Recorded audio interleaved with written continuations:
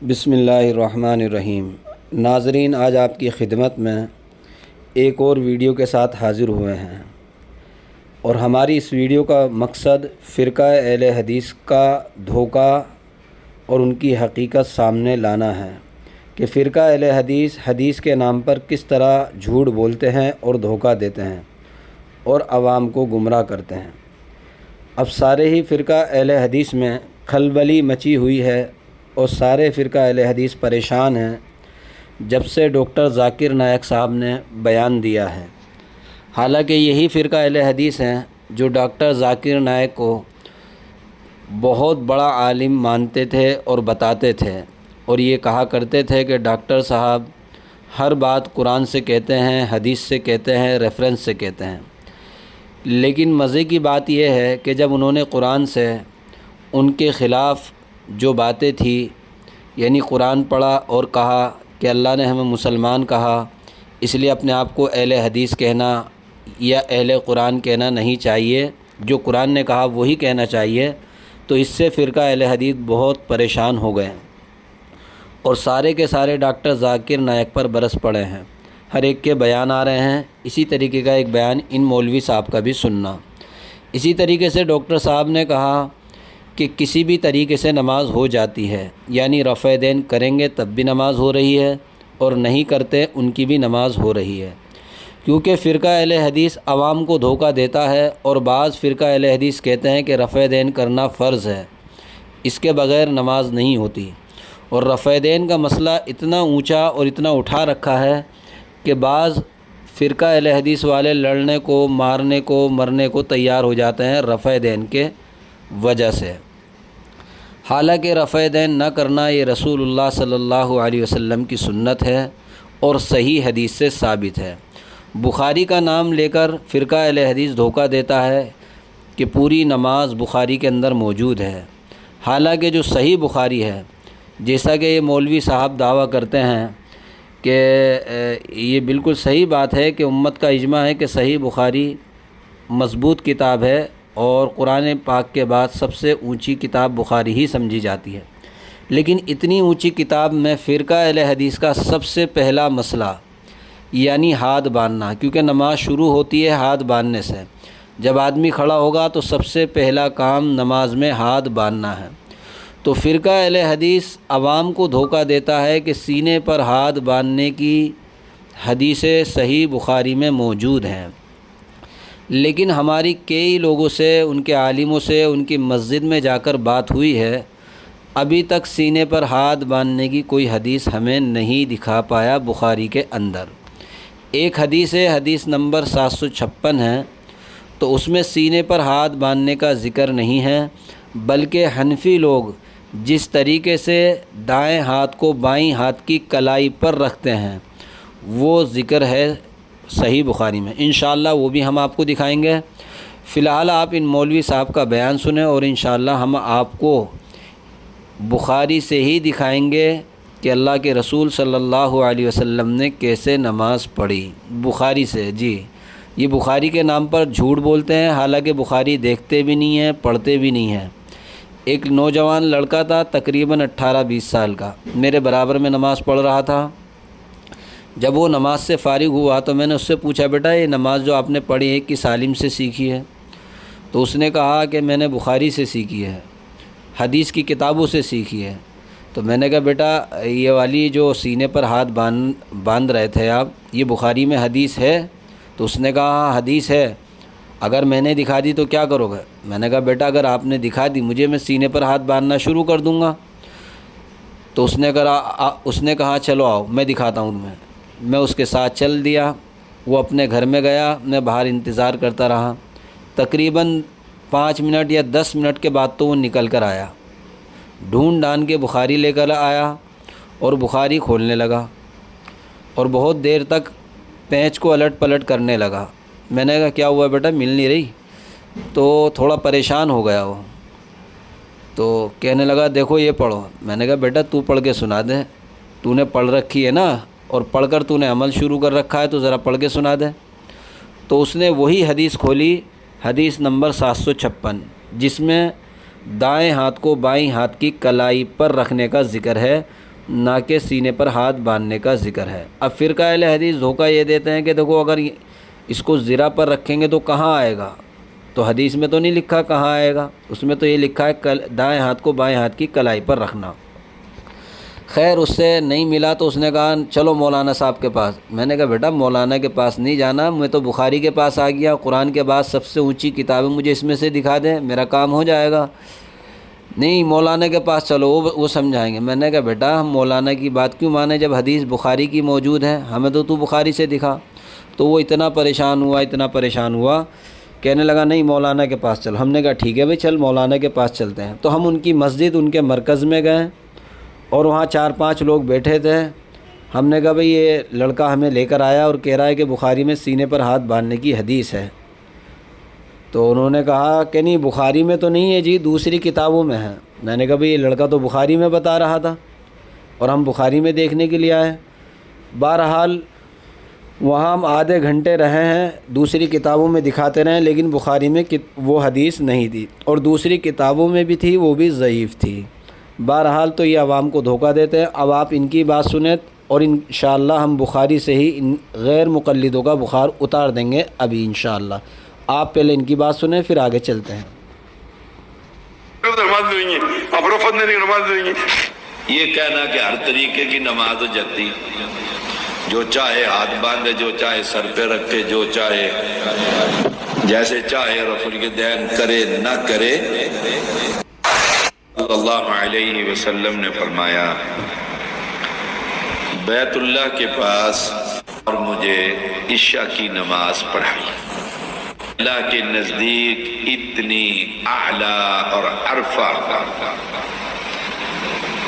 اور اسے مخصوص حیت، مقررہ قاعدوں، متعینہ ضابطوں اور نہایت خشوع اور خضوع کے ساتھ ادا کرنا ضروری۔ جبھی تو جبریل امین آئے نا، 5 نمازیں پڑھائی، 5 نمازیں۔ اللہ تعالیٰ نے امت کی تعلیم کے لیے جبریل علیہ السلام کو رسول اللہ صلی اللہ علیہ وسلم کے پاس بھیجا۔ جبریل علیہ السلام نے اللہ کے حکم کے مطابق رسول اللہ صلی اللہ علیہ وسلم کو نماز کی کیفیت، حیت، اس کے اوقات اور اس کا طریقہ سکھلایا اللہ کے حکم سے۔ اور پھر آپ صلی اللہ علیہ وسلم جبریل علیہ السلام کے بتائے اور سکھائے ہوئے وقتوں، طریقوں اور ضابطوں اور قاعدوں کے مطابق نماز پڑھتے رہے اور امت کو حکم دیا صلو کما رأیتمونی اصلی، تم اس طرح نماز پڑھو جس طرح تم مجھے نماز پڑھتے دیکھتے ہو۔ یہ کہنا کہ ہر طریقے کی نماز ہو جاتی، جو چاہے ہاتھ باندھے، جو چاہے سر پہ رکھے، جو چاہے جیسے چاہے رفع الیدین کرے نہ کرے، اس کے نزدیک ہاتھ رکھنا افضل ہے۔ کوئی حدیث میں تو ہاتھ نیچے رکھ کر نماز نہیں ہے، اب رفع نہیں نماز نہیں ہے، ٹھیک ہے سنت کی بات ہے بھائی۔ اگر 1000 پوائنٹ میں کسی کو 2 پوائنٹ زیادہ 2 پوائنٹ کم تو بھی آپ سب 90 کے اوپر ہی ہے نا، نماز پڑھو پہلے نماز۔ یہ صحیح بخاری ہے 631 نمبر۔ جبریل امین نے اللہ کے حکم سے رسول اللہ صلی اللہ علیہ وسلم کو نماز سکھلائی، 5 نمازیں۔ آپ صلی اللہ علیہ وسلم نے 5 نمازیں پڑھی، اللہ کا بتایا ہوا طریقہ سیکھا، اور پھر امت کو حکم دیا میں نماز پڑھ رہا ہوں، دیکھو ایسے نماز پڑھنا۔ ابو داود کی حدیث ہے 393 جس میں جبریل علیہ السلام کی امامت ہے۔ اب یہ مسئلہ جو امت کے اندر ہے نا، بڑا پریشان کن ہے۔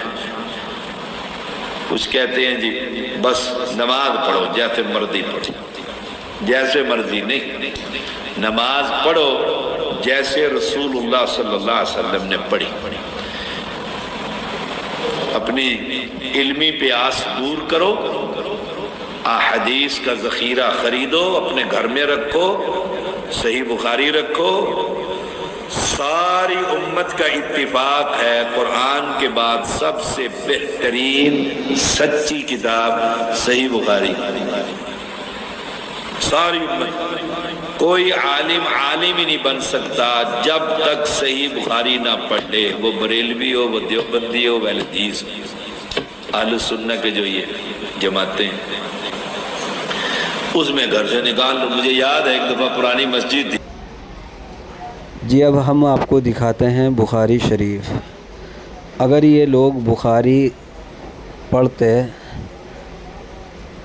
तो इनके बात समझ में आ जाती, लेकिन ये बुखारी लाकर रख लेते हैं, पढ़ते नहीं हैं।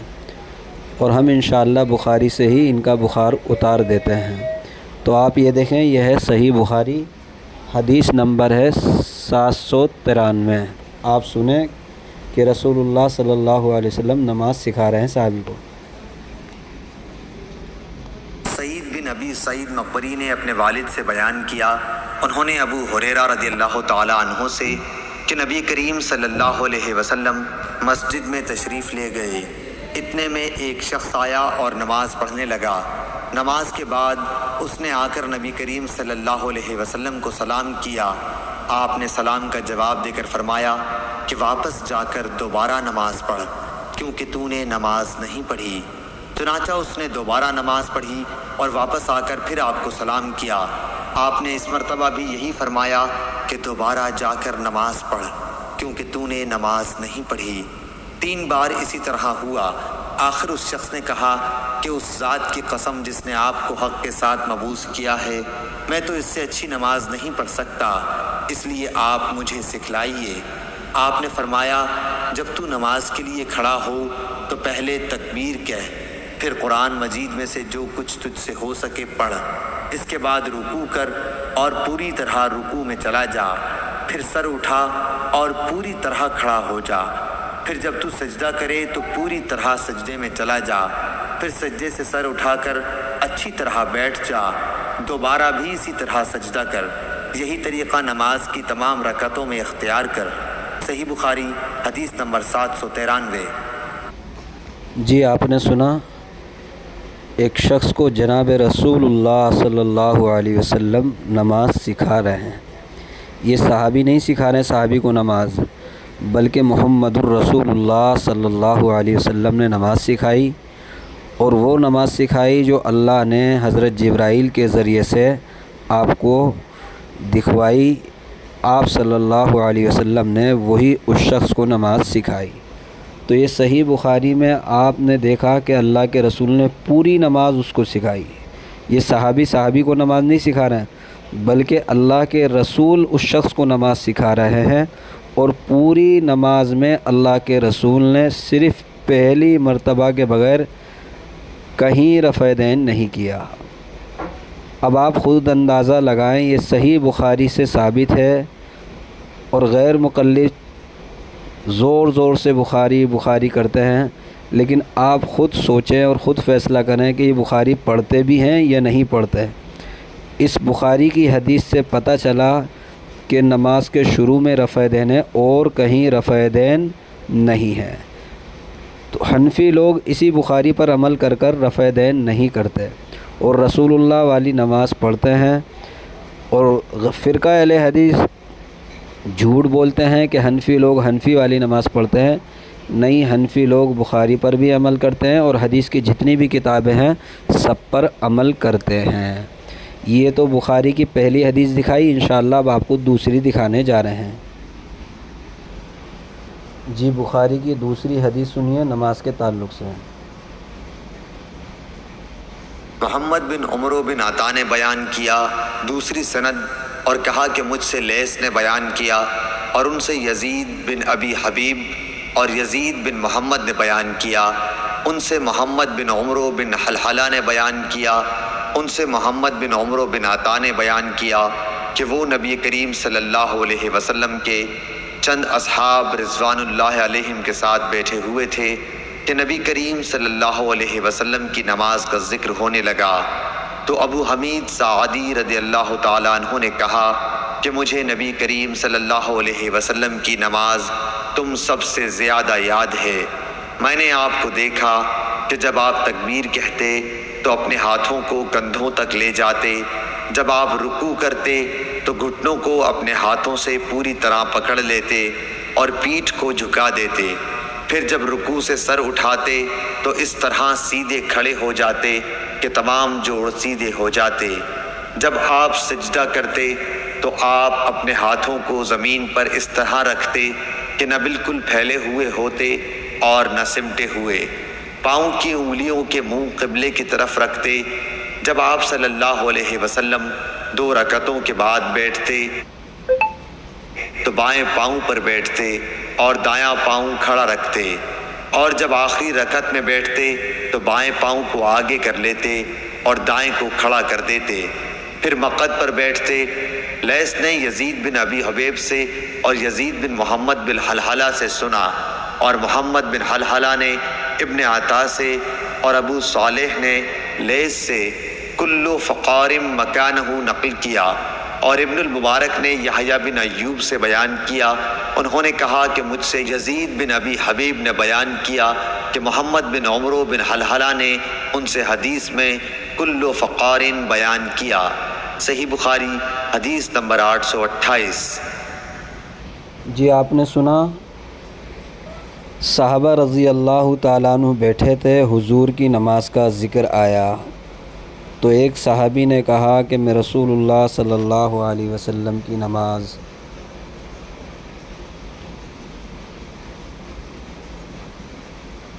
تم میں سب سے زیادہ جانتا ہوں، اور انہوں نے نماز پڑھی۔ صحابہ موجود تھے، صحابہ کے سامنے نماز پڑھ رہے تھے، اور صرف پوری نماز میں پہلی مرتبہ رفع دین کیا، رکوع کیا، رکوع میں جاتے وقت، رکوع سے اٹھتے وقت نماز میں رفع دین کا ذکر نہیں آیا۔ تو آپ دیکھیں کہ سب سے زیادہ حضور کی نماز کو دیکھنے والے اور سب سے زیادہ حضور سے دین سیکھنے اور سمجھنے والے صحابی، یہ صحابہ بیٹھے ہوئے ہیں، حضور کی نماز کا ذکر چل رہا ہے، وہ صحابی نماز پڑھ کر دکھا رہے ہیں، اور صرف پہلی بار رفع دین کر رہے ہیں، بعد میں کہیں بھی نہیں کیا۔ آپ خود سوچیں کہ صحابہ کیا حضور کے سنت کو چھوڑ سکتے ہیں؟ نہیں چھوڑ سکتے، یقیناً نہیں چھوڑ سکتے۔ تو صحابہ رضی اللہ تعالیٰ عنہ نے جو عمل حضور صلی اللہ علیہ وسلم کو دیکھا آخری زمانے میں کرتے ہوئے اور آپ کی زندگی میں دیکھا، وہ صحابہ نے بیان کر دیا، اسی کا مذاکرہ چل رہا تھا۔ تو یہی عمل حضور کا ہے کہ اللہ کے رسول صرف نماز میں پہلی مرتبہ رفع دین کر رہے تھے، بعد میں رفع دین نہیں کیا۔ یہ بخاری کی حدیث ہے۔ اب آپ خود سوچیں کہ فرقہ اہل حدیث بخاری پڑھتا ہے یا جھوٹ بولتا ہے؟ جب یہ حدیث بخاری میں ہے تو لوگوں کو پڑھ کر کیوں نہیں سناتے ہیں، یا خود بھی نہیں پڑھتے ہیں، یا ادھوری بات چھپاتے ہیں، ادھوری بتاتے ہیں؟ یہ غیروں کا طریقہ ہے کہ کچھ چھپا لیا، کچھ بتا دیا۔ یہ آپ کو دوسری حدیث بخاری میں دکھائیے جس سے پتہ چلتا ہے کہ اللہ کے رسول صرف پہلی بار رفع دین کرتے تھے۔ انشاءاللہ اب آپ کو تیسری حدیث بھی دکھاتے ہیں بخاری سے۔ جی یہ تیسری حدیث ہے صحیح بخاری سے، آپ خود سنیں اور فیصلہ کریں۔ لوگوں نے سہل بن سعد سعدی سے پوچھا کہ منبر نبوی کس چیز کا تھا؟ آپ نے فرمایا کہ اب دنیا اسلام میں اس کے متعلق مجھ سے زیادہ جاننے والا کوئی باقی نہیں رہا۔ منبر غابہ کے چھاؤ سے بنا تھا، فلاں عورت کے غلام فلاں نے اسے رسول اللہ صلی اللہ علیہ وسلم کے لیے بنایا تھا۔ جب وہ تیار کر کے مسجد میں رکھا گیا تو رسول اللہ صلی اللہ علیہ وسلم اس پر کھڑے ہوئے، اور آپ نے قبلے کی طرف اپنا منہ کیا اور تکبیر کہی، اور لوگ آپ کے پیچھے کھڑے ہو گئے۔ پھر آپ نے قرآن مجید کی آیتیں پڑھیں اور رکوع کیا۔ آپ کے پیچھے تمام لوگ بھی رکوع میں چلے گئے۔ پھر آپ نے اپنا سر اٹھایا، پھر اسی حالت میں آپ الٹے پاؤں پیچھے ہٹے، پھر زمین پر سجدہ کیا، پھر منبر پر دوبارہ تشریف لائے اور قرأت کی، پھر رکوع کیا، پھر رکوع سے سر اٹھایا اور قبلے ہی کی طرف رخ کیے ہوئے پیچھے لوٹے اور زمین پر سجدہ کیا۔ یہ ہے منبر کا قصہ۔ امام ابو عبداللہ بخاری نے کہا کہ علی بن عبداللہ مدینی نے کہا کہ مجھ سے امام احمد بن حنبل نے اس حدیث کو پوچھا۔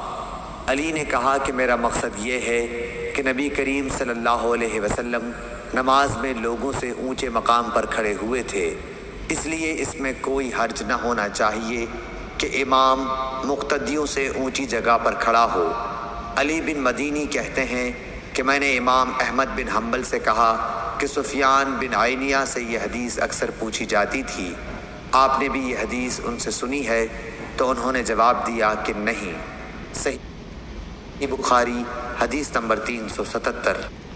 جی آپ نے سنا کہ حضور صلی اللہ علیہ وسلم نے پہلی مرتبہ رفع دین کیا، اور یہ بات نماز کے تعلق سے ہے کہ امام کو اونچی جگہ کھڑا ہونا چاہیے۔ حضور نماز پڑھا رہے تھے، تو یہ بخاری کی حدیثیں ہیں جو آپ کے سامنے بیان کی ہیں۔ فرقہ اہل حدیث بخاری پڑھتا نہیں ہے، جھوٹ بولتا ہے کہ ہم بخاری سے مسئلہ لیتے ہیں۔ اگر وہ بخاری سے حدیث پڑھتا ہے تو پھر عوام کے سامنے بخاری کی وہ حدیثیں کیوں نہیں بیان کرتا جس میں اللہ کے رسول نے صرف پہلی مرتبہ رفع دین کیا ہے، بعد میں کہیں نہیں کیا۔ تو آپ نے دیکھ لیا، اب آپ کے لیے فیصلہ کرنا بہت آسان ہو گیا کہ حنفی لوگ بخاری کو بھی مانتے ہیں، مسلم کو بھی مانتے ہیں، حدیث کی ساری کتابوں کو مانتے ہیں، اور فرقہ اہل حدیث صرف وہ مانتا ہے جو ان کو اچھی لگتی ہے، جو ان کو اچھی نہیں لگتی اس کو وہ مانتے نہیں ہیں، چاہے وہ حدیث ہی کیوں نہ ہو، چاہے وہ قرآن ہی کیوں نہ ہو، چاہے وہ اللہ کے رسول کا عمل ہی کیوں نہ ہو، چاہے وہ صحابہ کا عمل ہی کیوں نہ ہو۔ اس لیے اللہ تعالی ہم سب کو ایسے فرقہ اہل حدیث سے بچنے کی اور ایسے لوگوں سے بچنے کی اللہ ہم سب کو توفیق عطا فرمائے جو امت کے اندر فتنہ کھڑا کر رہے ہیں اور دعویٰ کرتے ہیں۔ آج بھائی تھے 70 اسکیل کے آفیسر۔ جی تو آپ کے لیے ہم نے فیصلہ کرنا آسان کر دیا ہے، اب آپ خود دیکھیں اور فیصلہ کریں۔ السلام علیکم۔